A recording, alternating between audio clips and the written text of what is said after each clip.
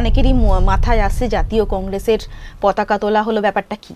যেরকম মাদ্রাসা বা টোলে যেরকম পড়াশোনা হয় সেই হিসাবে কিন্তু এখানে পড়াশোনার ব্যবস্থাও করা হয়েছিল এবং ধর্ম সংক্রান্ত আলোচনাও হতো। কোন কনটেক্সটে এই কংগ্রেসের উত্থান হলো, কোন কোন ইংরেজের ভূমিকা আছে, কতটা ভূমিকা আছে, রাজদরবারে আগত বিভিন্ন ইউরোপিয়ানদের কথা সেগুলো আমরা জানবো, কি কারণে আসছে এবং কি কি কাজ করছে, সবটা মিলিয়ে কিন্তু আমাদের পড়াশোনা থাকবে। নমস্কার, welcome to BSACI. Railway recruitment এক্সামিনেশনের জিকে সেকশনের আরও একটি ক্লাসে আপনাদের সকলকে স্বাগত। আজকে জিকে বিভাগের যে বৃহত্তর পরিসর তার মধ্যে একটি খুব গুরুত্বপূর্ণ সাবজেক্ট, সেটা হচ্ছে ইতিহাস।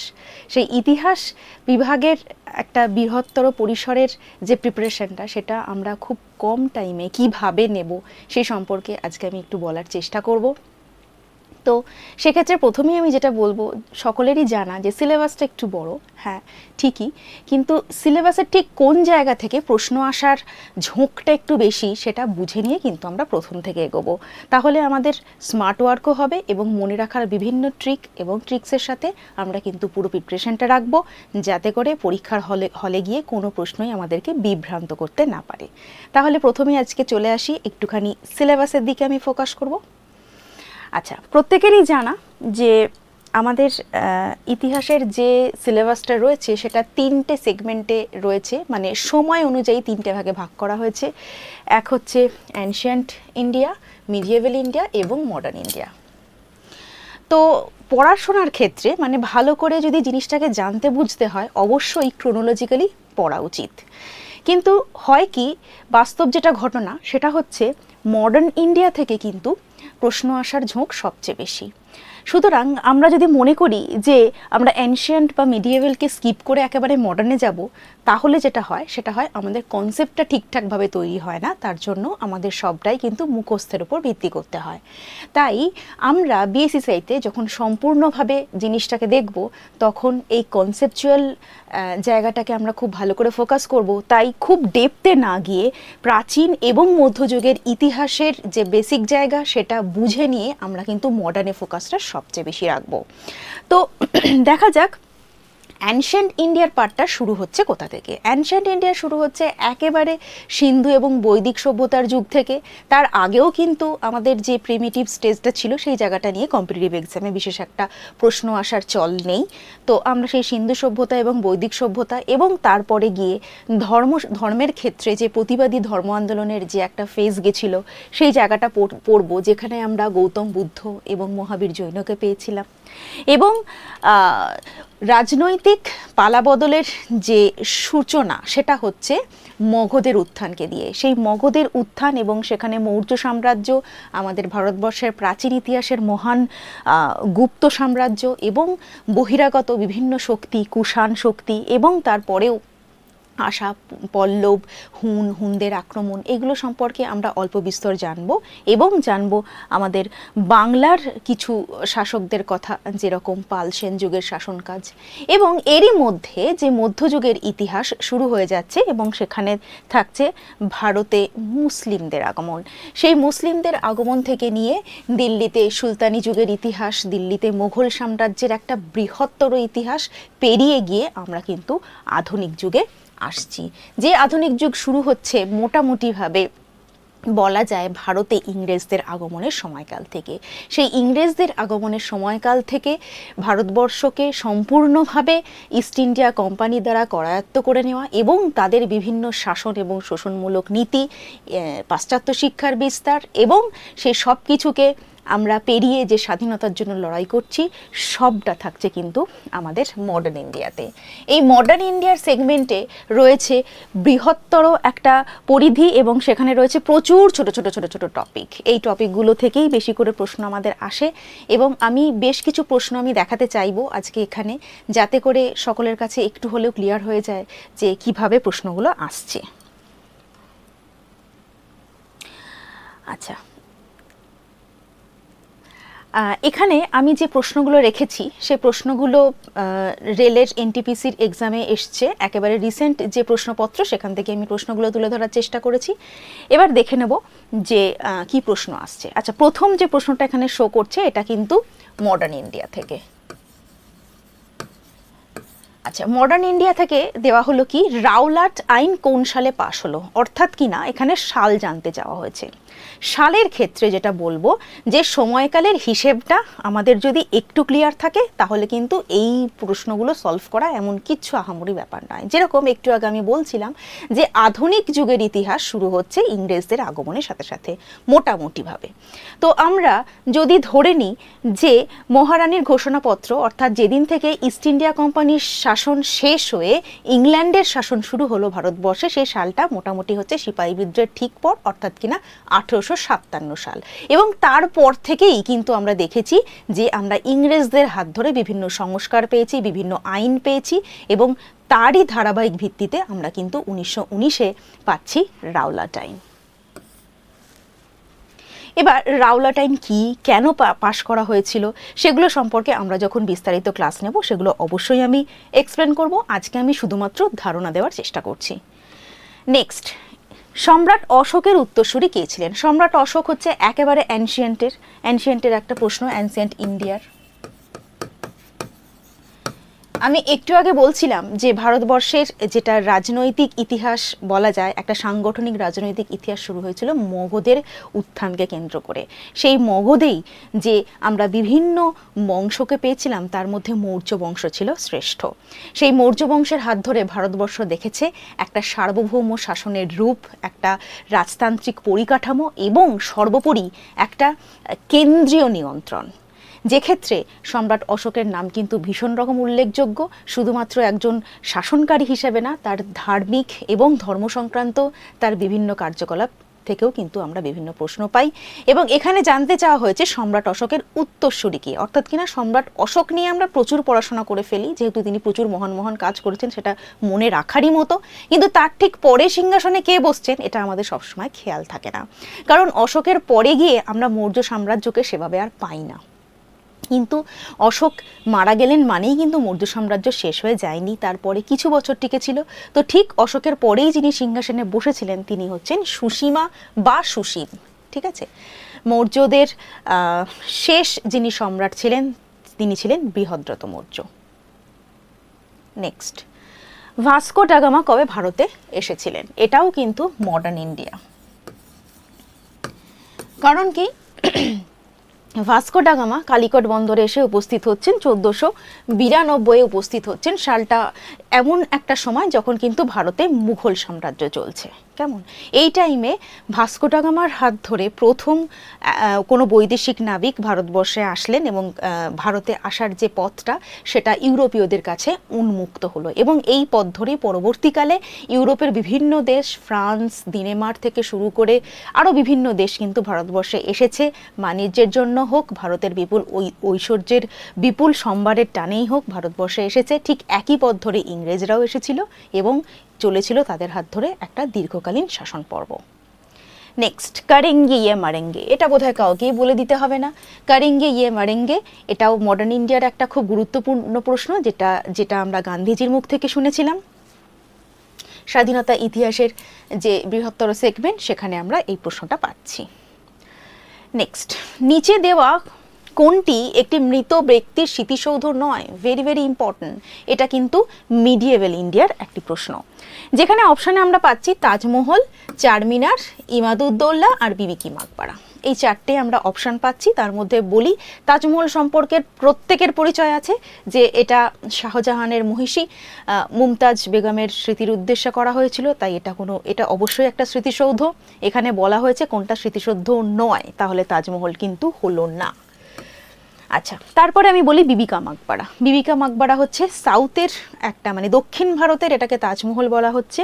এটাও কিন্তু ঔরঙ্গজেব বানিয়েছিলেন তার মহিষীর উদ্দেশ্যে। এটাও কিন্তু একটা স্মৃতিসৌধ।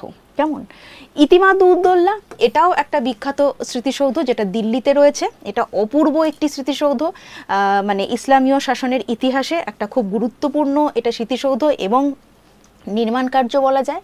হ্যাঁ, এবং পড়ে রইল চারমিনার। চারমিনার প্রত্যেকেই জানো হায়দ্রাবাদে অবস্থিত, কিন্তু চারমিনার কোনো স্মৃতিসৌধ নয়, চারমিনার হচ্ছে একটা মসজিদ।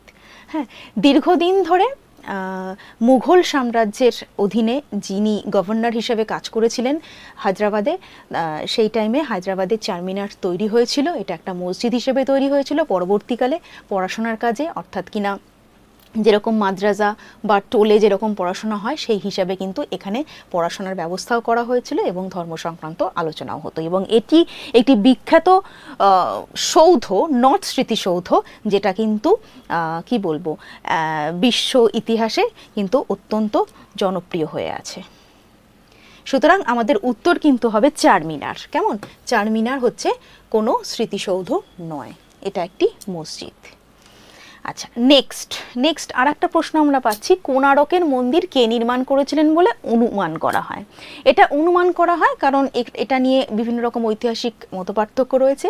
তো এটাও হচ্ছে কিন্তু বলা যায় এনশিয়েন্ট পর্বেরই একটা প্রশ্ন, এবং এটার উত্তর হবে প্রথম নরসিংহ দেব। নেক্সট, অরুণা আসাফ আলী। অরুণা আসাফ আলী স্মরণীয় হয়ে আছেন যে শহরে জাতীয় কংগ্রেসের পতাকা তোলার জন্য? এটাও কিন্তু মডার্ন ইন্ডিয়ার খুব গুরুত্বপূর্ণ একটি প্রশ্ন। এটার উত্তর হচ্ছে মুম্বাই। এখানে একটা কথা বলি, এটা এই যে প্রশ্নটা অনেকেরই মাথায় আসছে, জাতীয় কংগ্রেসের পতাকা তোলা হলো, ব্যাপারটা কি? ব্যাপারটা হচ্ছে এটাই, জাতীয় কংগ্রেস প্রতিষ্ঠা হলো, তারপরে গিয়ে জাতীয় কংগ্রেস প্রতিষ্ঠার যে ইতিহাস সেটা কিন্তু আমাদের খুব ভালো করে জানতে হবে। কারণ জাতীয় কংগ্রেস প্রতিষ্ঠার পর থেকে স্বাধীনতা পর্যন্ত প্রত্যেক বছর ভারতবর্ষের কোনো না কোনো একটি শহরে কিন্তু তাদের অধিবেশন বসতো। অধিবেশনে কি ঠিক করা হতো? অধিবেশনে কিছু এজেন্ডা ঠিক করা হতো, যেটা কিনা পরবর্তী বছরে গিয়ে ওরা করবে। এই অধিবেশনগুলো মূলত ডিসেম্বর মাসে হতো, প্রত্যেক বছরে ডিসেম্বর মাসে হতো। একটা শহর বেছে নেওয়া হতো, ভারতবর্ষের যে কোনো একটা শহর বেছে নেওয়া হতো, এবং সেখানে সেই পরবর্তী বছরের কাজকর্ম নিয়ে আলোচনা করা হতো। তো সেই রকমই মুম্বাই অধিবেশনে অরুণা আসাফ আলী তিনি আর কি এই জাতীয় কংগ্রেসের পতাকা উত্তোলন করেছিলেন। আমাদের এখানে কিন্তু যখন আমরা জাতীয় কংগ্রেস পড়ব, এই প্রশ্নটা আমাদেরকে বুঝিয়ে দিল যে জাতীয় কংগ্রেসের প্রত্যেকটা অধিবেশন এবং প্রত্যেকটা অধিবেশনের সভাপতি এবং তার এজেন্ডা কী ছিল সেগুলো নিয়ে কিন্তু আমাদের ধারণা রাখতে হবে। নেক্সট, মহারানা প্রতাপের ঘোড়ার নাম। এটা একটা মধ্যযুগের ইতিহাসের প্রশ্ন। মহারানা প্রতাপের ঘোড়ার নাম হচ্ছে চেতক। এটা মনে রাখার একটা ব্যাপার, কারণ প্রাচীন ভারতের ইতিহাস এবং মধ্যযুগের ইতিহাসে আমরা অনেক শাসককে পাবো, তাদের বিভিন্ন কাজকর্মের কথা জানবো, সেক্ষেত্রে আমাদের ছোট ছোট কিছু ডেটা মনে রাখতে হবে। আচ্ছা, আমি এটা একটা রেলওয়ে রিক্রুটমেন্টের এনটিপিসির একটা গোটা প্রশ্নপত্র থেকে ঠিক যতগুলো ইতিহাসের প্রশ্ন ছিল সেগুলো থেকে আমি আলোচনা করার চেষ্টা করলাম। এবারে আমি একদম ছোট করে একটা জিনিস বলে দিতে চাইবো, সেটা হচ্ছে এই যে মডার্ন ইন্ডিয়াতে আমরা ঠিক কী কী জিনিস পাচ্ছি। কোশ্চেন আমি দেখিয়ে দিয়েছি, এবার আমি টপিক দেখিয়ে দেবো এবং আমাদের পড়াশোনার মাত্রা কোন জায়গাটায় বেশি হবে সেটা আমি বলবো। সেটা হচ্ছে মডার্ন ইন্ডিয়াতে আমরা পাচ্ছি যেরকম সুফিজম এবং ভক্তিজম। সুফিজম এবং ভক্তিজমটা পাচ্ছি কীরকমভাবে না, এটা একটা হচ্ছে তোমার ধর্মীয় একটা বিবর্তন। হ্যাঁ, ধর্মীয় একটা, অ্যাকচুয়ালি এটা মধ্যযুগেই, এটার মানে পরিসর মধ্যযুগেই উদ্ভব হয়েছিল এবং তার রেশটা চলেছিল দীর্ঘদিন ধরে, এবং এখনও পর্যন্ত সুফি এবং ভক্তিবাদের যে ইম্প্যাক্ট সেটা কিন্তু আমরা পাই। এই যেরকম মীরার ভজন, হ্যাঁ, মীরার ভজন আমরা পেয়েছিলাম সুফি ভক্তি আন্দোলনের মাধ্যমে, এবং সুফি বিভিন্ন রকম সন্ত আমরা পেয়েছি, যেরকম নাসির উদ্দিন চিরাগে দিল্লি, হ্যাঁ, এছাড়াও বিভিন্ন সিলসিলা পেয়েছি, সোহরাবর্দী সিলসিলা, নাকশবন্দি সিলসিলা, হ্যাঁ, চিস্তি সিলসিলা, খাজা মঈনুদ্দিন চিস্তি, এবং বর্তমানকালে তো যারা নতুন নতুন সিনেমা দেখো তারা জানো সুফি সং এবং সুফিয়ানা কাওয়ালি, এগুলোর ভীষণ রকমভাবে একটা ইম্প্যাক্ট এখন আমাদের মধ্যে ভীষণভাবে রয়েছে। এই সুফিজমের উদ্ভব কিন্তু হয়েছিল অ্যাকচুয়ালি মধ্যযুগে, এবং বিভিন্ন শাসকদের হাত ধরে পৃষ্ঠপোষকতায় পুষ্ট হয়ে সেটা কিন্তু বিভিন্ন টাইমে বিভিন্ন রকমভাবে আমাদের সমাজে আমাদের বিভিন্ন শিক্ষা দিয়েছে, এবং তারা তাদের ধারাবাহিক একটা কার্যকারিতা বজায় রেখেছে। তো সেই সুফিজম নিয়ে অল্প কিছু প্রশ্ন কখনো এসে থাকে, সেগুলো আমাদের জানতে হবে। তারপরেই হচ্ছে এই যে ন্যাশনাল কংগ্রেস, আমি একটু আগে বলছিলাম, এই ন্যাশনাল কংগ্রেস কিন্তু মডার্ন ইন্ডিয়ার ইতিহাসে মারাত্মক গুরুত্বপূর্ণ একটা অংশ, যেটা আমাদের খুব ভালো করে পড়তে হবে। মানে কংগ্রেসের উত্থানের ব্যাকগ্রাউন্ড থেকে শুরু করে কারণ, আন্দোলন, কি অধিবেশন হলো এবং কোন কনটেক্সটে এই কংগ্রেসের উত্থান হলো, কোন ইংরেজের ভূমিকা আছে, কতটা ভূমিকা আছে, কেন কংগ্রেসকে তৈরি করতে হলো, কংগ্রেসের কাজ কি ছিল, প্রথম পর্বের নেতা কি ছিল। কংগ্রেসের দুটো পর্ব ছিল, একটা ছিল নরমপন্থী পর্ব আর একটা হচ্ছে চরমপন্থী পর্ব। চরমপন্থী পর্বের উত্থান যদি হয়ে থাকে সেটা কবে থেকে, কেন উদ্ভব হলো, নরম এবং চরমের মধ্যে যে বিভেদ হলো সেটা কবে হলো, কেন হলো, কে অধিবেশনে সভাপতিত্ব করেছিলেন, এবং যখন মিল হলো সেই মিলটার সময়তেও কি ঘটনা ঘটেছিল, সব কিছু কিন্তু আমাদের জানতে হবে। তো এই সবটা নিয়ে আমরা কম্পিটিটিভের প্রিপারেশনে কিন্তু কংগ্রেসের জায়গাটাকে খুব ভালো করে দেখব। নেক্সট হচ্ছে বঙ্গভঙ্গ বয়কট এবং চরমপন্থী আন্দোলন। বঙ্গভঙ্গ স্বদেশীতে কি হলো? বঙ্গভঙ্গ 1905-এ ইংরেজরা চাইলো যে এই বৃহত্তর বাংলাকে, পশ্চিমবঙ্গ, বাংলাদেশ এবং বর্তমান আসাম নিয়ে যে অংশটাকে আমরা চিনি, সেই বৃহত্তর বাংলাকে ভেঙে দিতে। তাদের এই ভেঙে দেওয়ার পেছনে তাদের উদ্দেশ্য কি ছিল এবং ভারতীয়রাই বা কেন বঙ্গভঙ্গ রদ করতে চাইলো, সবটা পড়তে হবে। এবং এই পুরো প্রসেসটার মধ্যে দিয়ে যেতে গিয়ে ঠিক কি আন্দোলন হয়েছে এবং কি ঘটনা হয়েছে সবটাই কিন্তু আমরা দেখে নেব। এবং এক্ষেত্রে কোন কোন পত্রিকা এবং কোন কোন বিশেষ ব্যক্তিত্ব আমাদেরকে পথ দেখিয়েছিল সেগুলো তো অবশ্যই জানবো। যেমন রবীন্দ্রনাথ ঠাকুর এই বঙ্গভঙ্গের প্রতিবাদ জানাতেই কিন্তু রাখি বন্ধন উৎসবের প্রচলন করেছিলেন। এবং আমরা এই স্বদেশী বয়কটের আমলেই পেয়েছিলাম বেঙ্গল কেমিক্যাল এবং পেয়েছিলাম জামশেদজি টাটার মতো বিভিন্ন মানুষকে, ইন্ডাস্ট্রিয়ালিস্টকে, যারা কিন্তু ভারতবর্ষে কি বলবো একটা শিল্পের একটা জোয়ার কিন্তু এনেছিলেন। কেমন? আচ্ছা, এটা গেল। এরপরে নেতাজি সুভাষচন্দ্র বোস স্বাধীনতা আন্দোলনে যার ভূমিকার কথা আমরা কখনোই অস্বীকার করতে পারি না। তিনিই একমাত্র ভেবেছিলেন ভারতবর্ষে যে স্বাধীনতা পেতে গেলে আমাদের ভারতের বাইরে থেকে, অর্থাৎ কিনা ভারতের ইংরেজদের যারা শত্রু তাদের হাত ধরে কিন্তু আমাদেরকে ভারতের বাইরে থেকে ভারতের স্বাধীনতাকে অর্জন করার চেষ্টা করতে হবে। এবং এই পথটা চলতে গিয়ে তিনি কোন কোন দেশে গেলেন, কোন কোন মানুষের সাথে তার সাক্ষাৎ হলো, এবং তিনি যে একটা বিশাল আজাদহিন্দ বাহিনী তৈরি করলেন, নেতাজি অ্যাকচুয়ালি তৈরি করলেন নাকি তার রূপকার অন্য কেউ ছিলেন, এই সবটা নিয়ে কিন্তু আমাদের এই সেগমেন্টটা জানতে হবে। নেক্সট হচ্ছে কমিউনিস্ট আন্দোলন, অর্থাৎ কিনা যখন আমরা ভারতবর্ষের এই রাজনৈতিক পালাবদলের ইতিহাসে বিভিন্ন ভাবধারার উদ্ভব দেখতে পাচ্ছি, অর্থাৎ কিনা কংগ্রেস তার এক আদর্শ নিয়ে উদ্ভব হলো, এবং এই যে কমিউনিজম, যেটা কিনা আমরা ভারতের বাইরে থেকে আসা একটা আদর্শ, যেটা আমরা কিভাবে অ্যাকসেপ্ট করছি এবং এর প্রভাব কীরকমভাবে মানুষের মধ্যে পড়ছে এবং কোন শ্রেণীর মানুষকে এই ভাবধারা এবং আদর্শ আরও বেশি করে উজ্জীবিত করে তুলছে, সেটা কিন্তু আমাদের জানতে হবে। এবং এরপরে গিয়ে খুব গুরুত্বপূর্ণ একটা জায়গা, সেটা হচ্ছে ব্রিটিশ আইন, গভর্নর জেনারেল এবং ভাইসরয়। এই যে গভর্নর জেনারেল এবং ভাইসরয়, এই কথাটা প্রত্যেকের শুনে নামগুলো আলাদা, কিন্তু এই নামগুলো কিভাবে পরিবর্তন হলো এবং এই নামের আড়ালে কি কাজ ছিল, এদের ঠিক কোন সময় কিভাবে এই সিস্টেমগুলো রেগুলেট করা হলো, সেগুলো কিন্তু আমাদের জানতে হবে। এবং এটা ভীষণ গুরুত্বপূর্ণ, এটা থেকে কিন্তু ভীষণ রকমভাবে প্রশ্ন আসার একটা ব্যাপার থাকে। কেমন? তো মডার্ন ইন্ডিয়াটা যেহেতু ভীষণ ইম্পর্টেন্ট, তাই আমি বোঝানোর চেষ্টা করলাম। এবং এনশিয়েন্টের ব্যাপারে যদি বলা হয় তাহলে যেটা বলবো যে সিন্ধু সভ্যতা থেকে বর্তমানকালে অ্যাট প্রেজেন্ট যা সমস্ত কম্পিটিটিভ এক্সাম হচ্ছে সেখানে আমরা দেখছি কোশ্চেন আসার ব্যাপারটা একদম কমে গেছে। ঠিক আছে, সেই তুলনায় বৈদিক সাহিত্য থেকে বা বৈদিক সভ্যতা থেকে আমাদের পড়াশোনা করতে হবে। জৈনিজম, বুদ্ধিজমের মধ্যে অবশ্যই বুদ্ধিজম নিয়ে আমরা বেশি পড়বো। মৌর্য ডাইনেস্টি নিয়ে তো অবশ্যই পড়বো। আমি একটা প্রশ্ন ইতিমধ্যেই দেখিয়ে দিয়েছি যেটা মৌর্য সাম্রাজ্য থেকে ছিল।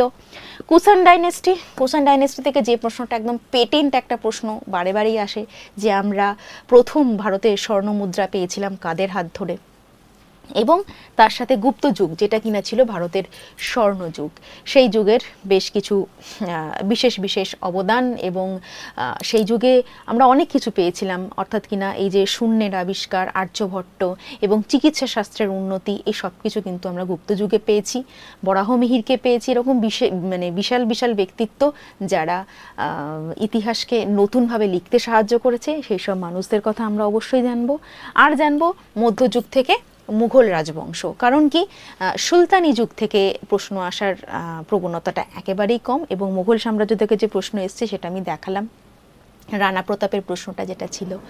তো মুঘল সাম্রাজ্যের আমরা যে কজন শাসককে পেয়েছিলাম সেই শাসকদের অল্প বিস্তর কার্যাবলী এবং যখন থেকে ইউরোপীয়রা ঢুকছে সেই বিভিন্ন মুঘল সম্রাটদের রাজদরবারে আগত বিভিন্ন ইউরোপিয়ানদের কথা, সেগুলো আমরা জানবো, কী কারণে আসছে এবং কী কী কাজ করছে, সবটা মিলিয়ে কিন্তু আমাদের পড়াশোনা থাকবে এবং মেনলি থাকবে কিন্তু আর্কিটেকচারের ওপর ফোকাস। যেরকম এই যে চারমিনারের যে প্রশ্নটা তোমরা দেখলে, এটা কিন্তু পুরোপুরি মুঘল টাইমের আর্কিটেকচার। কেমন?